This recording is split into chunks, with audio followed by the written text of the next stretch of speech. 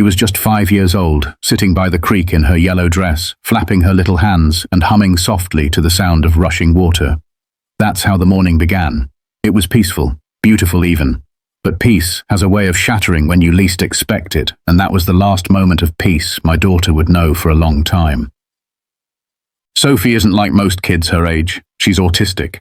The creek behind our house is her favorite place in the world.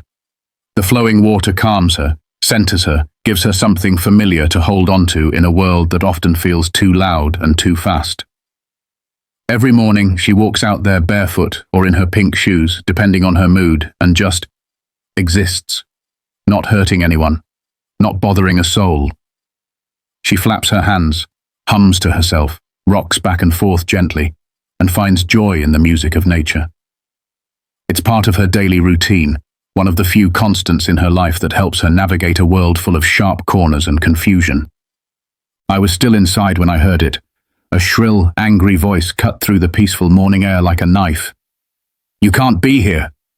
I froze, coffee cup halfway to my lips, heart already racing. I didn't even need to look. I knew that voice. Margaret Ellison, the HOA president, the self-appointed ruler of the neighborhood. 50-something, always in designer clothes, hair done like she's going to court, eyes sharp like a hawk that just spotted something it didn't like. And this morning, she had locked eyes on Sophie. By the time I reached the window, my hands were shaking. Sophie was still sitting by the creek, but Margaret was storming toward her, yelling and waving her arms like my daughter had set the whole neighborhood on fire. Sophie looked up at her with those soft, confused brown eyes. The same eyes that looked at the world with wonder and innocence. She didn't understand why this stranger was screaming. She didn't understand rage or entitlement or the ridiculous idea of someone owning a piece of grass and water that had been there long before any of us. I dropped the mug. It shattered against the floor, but I didn't stop. I tore open the front door and ran as fast as I could across the yard, shouting for Margaret to stop, begging her to wait, to listen. But it was too late. Margaret had already reached her. She grabbed Sophie's tiny arm with a grip that was too strong, too rough for any child, let alone my child, my baby. Sophie let out a sharp, terrified cry, the kind that claws its way into a parent's chest and never leaves. And then Margaret started dragging her. Her little pink shoes scraped across the dirt path. Her body stumbled, her small legs trying to keep up with the force pulling her forward. Her yellow dress, the one with the tiny blue flowers she always picked out herself, fluttered helplessly in the wind. Margaret marched her toward the old wooden bridge like she was removing trash from her lawn. I screamed for her to stop, ran faster than I thought I could, but my voice didn't matter to her. Nothing mattered to her. Not Sophie's fear, not her screams, not the sheer brutality of what she was doing.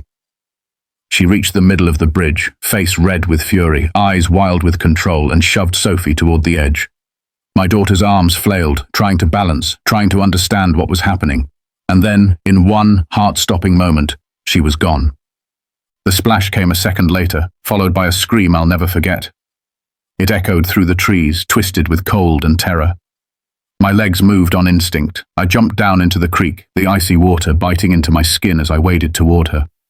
Sophie was soaked, shaking, curled into herself. Her dress clung to her like a second skin, muddy and torn. Her hands were over her ears, her body rocking side to side. Her lips were turning blue. She was humming again, but this time it was broken, frightened. I wrapped her in my arms and whispered, "Daddy's here, I've got you." She clung to me, trembling like a leaf in a storm, her fingers digging into my soaked shirt as if trying to make sure I was real. I could feel her heart racing against my chest, fast and terrified, and I knew right then this moment would stay with her for the rest of her life. When I looked up at the bridge, Margaret was still standing there, arms folded, watching us. Her face wasn't worried, it wasn't apologetic, it was smug, like she had done the neighborhood a favor. And then, with a voice as cold as stone, she said, "You should control your kid. These special needs children are always causing problems. This isn't a playground." I stared at her, stunned, trying to process the cruelty in her tone. But deep down, something inside me snapped. Because what she didn't know, what she couldn't possibly have imagined, was that Sophie wasn't just any little girl. She was the daughter of a sheriff, my daughter, and Margaret Ellison had just committed the biggest mistake of her life. I took Sophie home and wrapped her in her favorite purple blanket, the one with the silky edge she always rubbed between her fingers when she needed comfort. Her tiny body was still shivering, and her cheeks were pale and blotchy. I sat her on the couch, placed Mr. Buttons, her worn-out teddy bear, gently in her lap, and did my best to dry her hair with the softest towel we owned. She didn't speak, didn't cry, didn't even meet my eyes.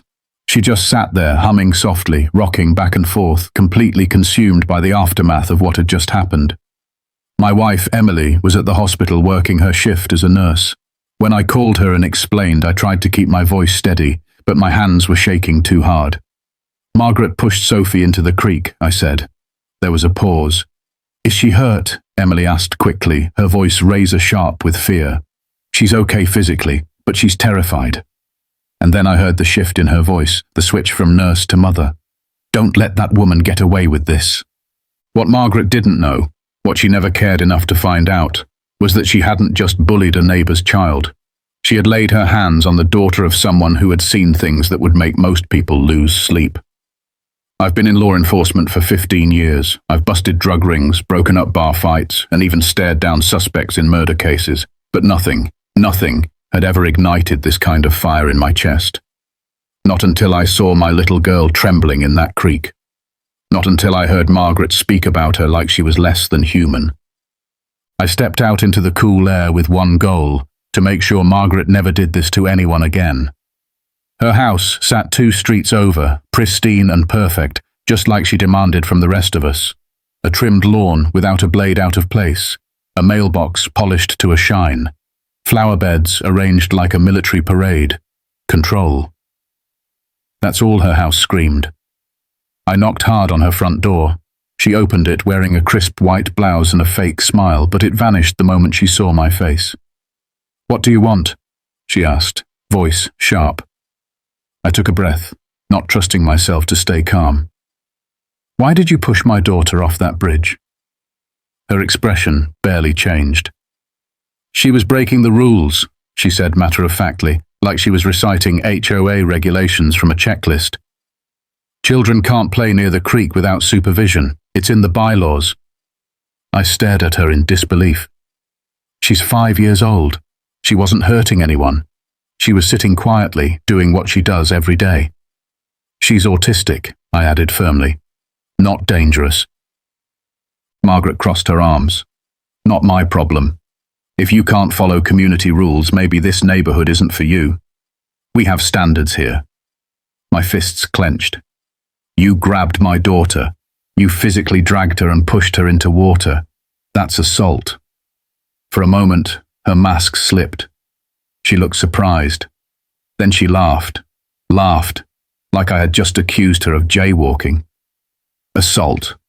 Don't be dramatic. I was protecting the community. These disruptive children need supervision. The rage in me pulsed like a second heartbeat. I didn't respond. I turned and walked away as she shouted after me, still convinced she was right, still believing she was above consequence. Back home, I called my deputy, Mike Rodriguez. I need a full background check on Margaret Ellison, I said, giving him her address. Everything you can dig up. Everything okay? Mike asked, concerned. Someone hurt Sophie, I replied. I need to know who I'm dealing with. While Mike got to work, I started talking to neighbors. And that's when the real story of Margaret Ellison began to unfold. Mrs. Henderson next door said Margaret once gave her a violation notice because her newspaper had stayed on the driveway for 2 hours. The Garkas family down the street were fined $50 because their son left his bicycle on the front lawn overnight. Mr. Thompson said she threatened to have his truck towed because, in her words, it looked too old and lowered the community's value. The Kellys said she complained about their dog barking, even though it only barked when someone knocked on the door. The more stories I heard, the clearer it became. Margaret wasn't having a bad day. She wasn't stressed or overwhelmed. This was who she was. A control-obsessed bully who targeted anyone she thought was weaker, anyone she thought wouldn't fight back. But she had made a critical mistake. She'd gone after my child. Mike called back a few hours later. "Sheriff," he said, "you're going to want to sit down for this."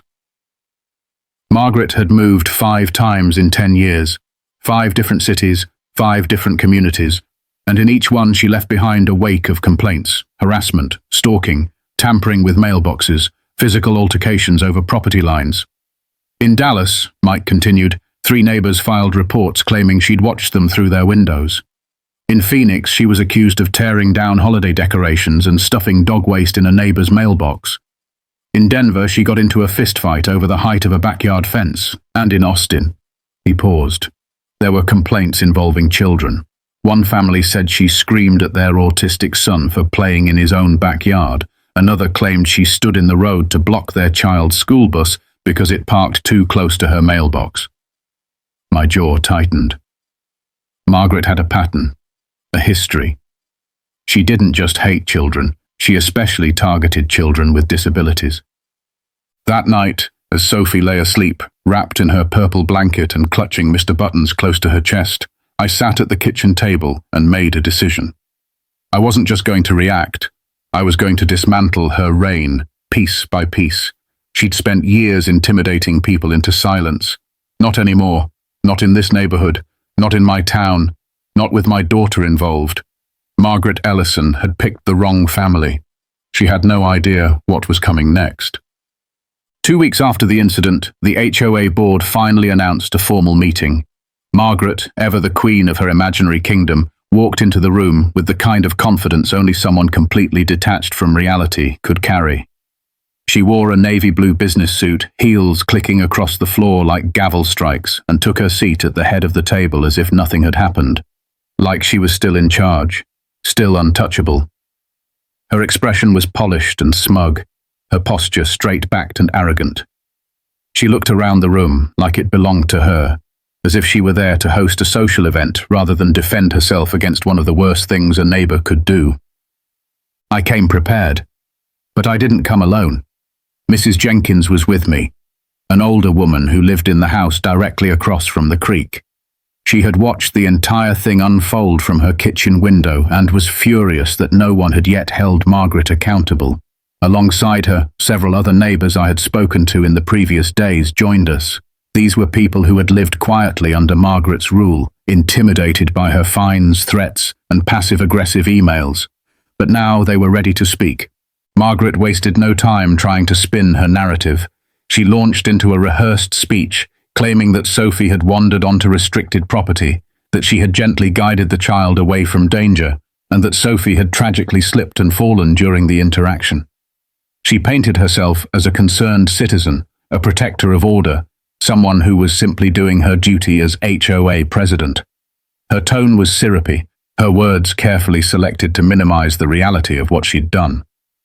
For a few minutes, it seemed like she believed she could talk her way out of it all. But then the truth began to unravel her lie. Mrs. Jenkins stood and addressed the board with a voice that trembled not from fear, but from restrained fury. "I saw everything from my window," she said. "That woman didn't gently guide the child. She grabbed her. She dragged her like a sack of trash. She pushed her off that bridge without a second thought." Her voice cracked as she looked toward the board members. That wasn't an accident. That was cruelty. That was deliberate. The room shifted. People leaned forward. Faces grew serious. The weight of her words hung heavy in the air. Margaret tried to interject, but the tide had already turned. Then I began laying out the rest. Testimonies from neighbors, written and signed. A full background report detailing Margaret's long history of harassment and abusive behavior across 5 different cities.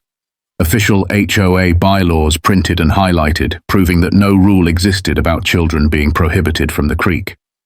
Margaret had fabricated that policy out of thin air just to justify her hatred. Every line I read, every story I told, chipped away at the fortress she had built around herself for years. The board members sat stunned as I listed her offenses, not just against my family but against nearly every vulnerable household in the community. And just when the silence grew too thick to ignore, David Chin, a board member and former city planner, stood up and said, "I move to remove Margaret Ellison from her position as HOA president, effective immediately." There was no debate. The vote was unanimous. Margaret's reign ended in a blink, but she wasn't done yet. She stood up slowly, cheeks flushed red, lips trembling, not with regret, but rage. "You'll regret this," she spat, pointing directly at me. "I'll sue all of you." Her voice cracked like a whip in the quiet room. That's when I stepped forward and calmly placed my sheriff's badge on the table. All the noise vanished. Every person in the room froze as realization hit. "I'm Sheriff David Morrison," I said evenly, "and you're going to be arrested for assault and battery on a minor." For the first time since the incident, I saw something new flicker across Margaret's face. Not arrogance, not disdain, but fear. 2 days later, Detective Sarah Williams served her with a warrant. Margaret Ellison was officially charged with assault and battery on a minor plus child endangerment. Word spread like wildfire. The local news ran with the story. Reporters knocked on neighbors' doors. Social media lit up with the hashtag #JusticeForSophie. The community that had once feared Margaret now turned on her with a fury. People left notes taped to her front door, demanding she leave. Someone painted child abuser on her mailbox in bright red. Her empire, built on fear and control, was crumbling brick by brick. She tried to fight it, of course. Hired a high-priced lawyer. Claimed I was abusing my position, that I was launching a personal vendetta. But the evidence was airtight. We had witnesses, we had documentation, we had her own words she had never expected to come back and haunt her. The trial began 6 months later. The courthouse was packed. Families, neighbors, advocates for children with disabilities all came to support Sophie and to make sure Margaret faced justice. Mrs. Jenkins testified with steady determination. "I watched that woman grab that little girl and shove her. I've lived in this neighborhood for 20 years, and I've never seen anything more heartless." The prosecution played audio of Margaret's cruel remarks about children like Sophie, her dismissive tone, her blatant hatred. The jurors sat in stunned silence. I took the stand and spoke about the damage done to Sophie, about the nightmares, the sudden fear of water, the therapy sessions, the sleepless nights. Dr. Martinez, Sophie's child psychologist, explained how trauma affects children with autism, how something so violent and unexpected could take months, even years, to heal from. When Margaret took the stand, she did herself no favors. She showed no remorse, no hint of regret. She blamed Sophie, blamed me, blamed Emily. "I was trying to protect the community," she said coldly. "If her parents had done their job, I wouldn't have had to intervene." Her lack of empathy sealed her fate. The jury deliberated for less than 2 hours. The verdict, guilty on all counts. Judge Patricia Williams didn't hold back during sentencing.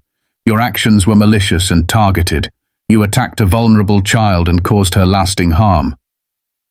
Margaret Ellison was sentenced to 8 months in county jail, 3 years of probation, 200 hours of community service, specifically with disabled children, and full financial restitution for all of Sophie's therapy and treatment costs. She was led out of the courtroom in handcuffs, her head held high for a moment, until she saw the crowd gathered outside. The very people she once lorded over now stood unified, not in fear, but in defiance. Margaret had tried to break us. Instead, she forged us into something stronger. After her house went up for sale, it was bought by the Patel family, warm, kind people with twin boys who have ADHD. They immediately brought light and laughter back into the street. David Chin, now officially the new HOA president, made sweeping changes. One of his first acts was designating the creek as a therapeutic and inclusive space for all children, especially those with special needs. A sturdy wooden bench was installed beside the water with a small bronze plaque that read, "A place for all children to find joy and calm."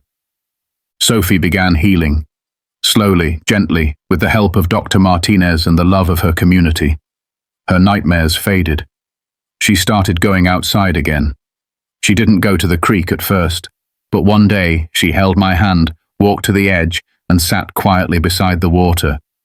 And when she started to hum again, this time it wasn't out of fear. It was peace. The community rallied around us.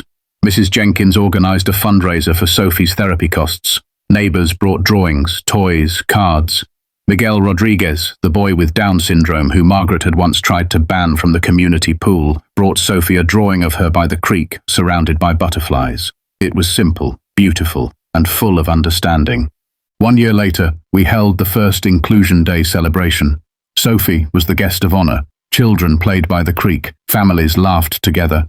And as I stood watching my daughter, her bare feet in the water, flapping her hands gently while other kids played around her without fear or judgment, I realized something profound.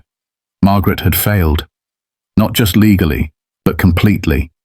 She tried to isolate us, to shame us, to tear down what made Sophie special. Instead, she strengthened us.